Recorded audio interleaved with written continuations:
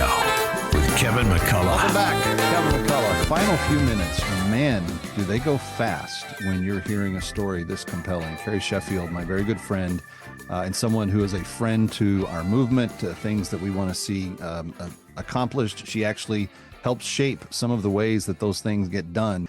But your book, Motorhome Prophecies, it is a compelling story of a true life that has been through, well, in some ways, I kind of feel like you're Solomon. I've seen everything. I've done everything. I've been everywhere. I've met everybody. And it's all vanity. None of it satisfies. But you found yourself in 2016, kind of at the apex of your crossroads. And here's this guy, Donald Trump, and as an establishment Republican, you don't really I didn't understand him. A lot of people didn't understand him. But something happened. That's where you left off before we went to the last break. What was it? Yeah, well, I realized that I was putting religion in a place where it didn't belong, that I couldn't worship Donald Trump as my religion or my source of meaning or my Messiah type figure, because I didn't believe that he was conservative. And this is, 2015, 16. We don't know anything about him. He donated to his opponent, Hillary Clinton. And he just seemed like he was saying whatever people wanted to hear versus actually going to have a track record of conservative policy. So I was very skeptical and I couldn't get on board and sell something that I didn't truly believe in. And so that's when I realized I need a timeout from my, basically like my at the time, my religion, which is Your politics. liturgy. Yes, exactly. Perfect. And I needed something else. And so that's when I started to go to church, study Christianity. And around that same time also, I studied some metaphysics. A friend brought a book that had been co-authored by a PhD physicist from MIT. And it just explained the rationality, how it's so unlikely that the earth is the way it is just by random chance. Mathematically and statistically speaking, it takes more faith to be an atheist than to believe in someone who created this, infinitesimally complex world. It's just basically impossible for it to be by chance. And just understanding the science and the metaphysics that I'd never really grappled with it. And then also just the evidence about Christ and the symbolism and the prophecies, if you will, the actual things that were coming true or that that had actually occurred that were scientific and historical facts. It was just like discovering buried treasure. And specifically with Christianity, well, first, to believe in God based on science, and then for Christianity specifically, it really gave me that sense of understanding and purpose, and also just like, why is the world the way it is? I still don't understand, and I don't know if I ever will. I don't even think I can, because my human brain, I don't think can process it. But to have, God come down and suffer and be one of us, that's not something that, in the LDS culture, it's actually not that way. It's God is the actual biological son of a biological father.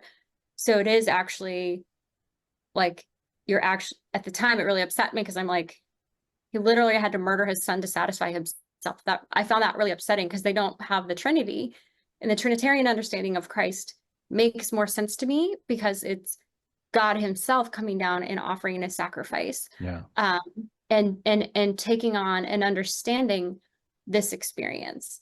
I still don't understand why. Like, if I was designing Earth, I wouldn't have suffering. I wouldn't have malaria. I wouldn't have child rape. I wouldn't have my brothers be schizophrenic. I went through survivor's guilt. Like, when I got my Harvard master's, I was like, God, like, why do I get to travel the world? I had this bucket list to visit every continent before I turned 30. I turned 30 in Australia. It was my last continent. I went to Antarctica when I was 29, and then right after went to Australia. So I got all of them. Like, why do I get to have wonderful memories and do things that I'm proud of while my brothers are suffering? I wouldn't design the world that way. I wouldn't. So I still don't understand.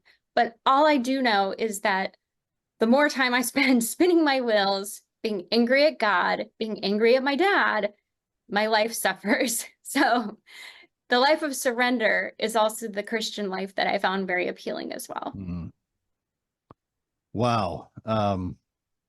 There's so much that you've unpacked for yourself, and it's obvious because you're just overflowing with narrative about what this has meant to you, and that's inspiring in and of itself. Final couple of minutes here, though. You've obviously written the book. You want to help other people.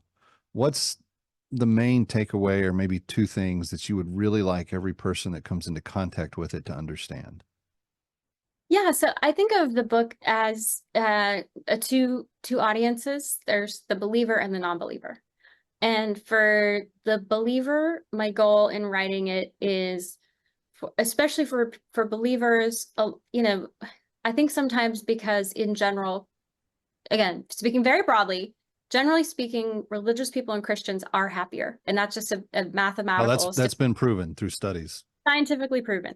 You are far less likely to die by depression, suicide, be depressed, alcohol overdose, drug overdose, far less likely to have all of that if you are religious. Again, it's not perfect, just a very broad stroke, but very true.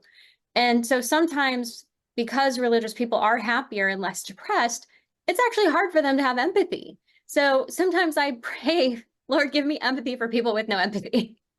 So I wrote the book for Christians and conservatives sometimes who can be very judgmental of people who have sinned. And I've sinned a lot. The book talks about some of my just ridiculous, sinful choices that I should regret making. But to have empathy to understand that people are broken where they've come from. The reason why so many people fall into addiction is because they're broken. So it's for Christians to have empathy. And then for the non-believer, it's my wrestle with God and my wrestling with these ideas. And the biggest takeaway to them, I would say, God is not religion, because I was confusing those two till the cows came home. And I would see, as they say, sometimes the only Bible you will read is a Christian in front of you. And good Lord, including myself, some of the things I say on Twitter, I'm like, I shouldn't speak this way. I should speak with more grace, and I'm more chief guilty of that sin than anybody else. Carrie, we're out of time.